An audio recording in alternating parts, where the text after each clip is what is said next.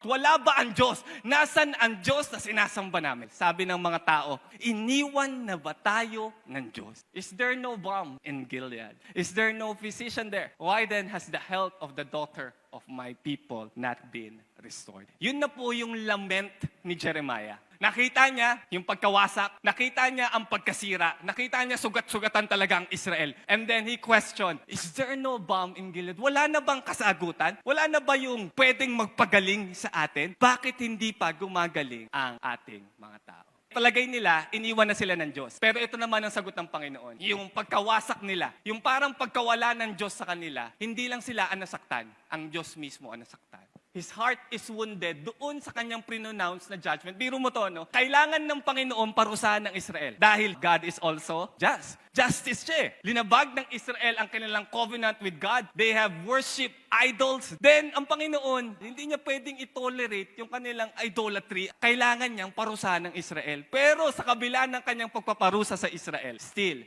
ang unang nasaktan ang Diyos. Pero ito maganda. Ang Israel hindi bumabalik sa Panginoon. Alam mo ginawa ng Panginoon? Ang Panginoon ang naghanap sa kanila.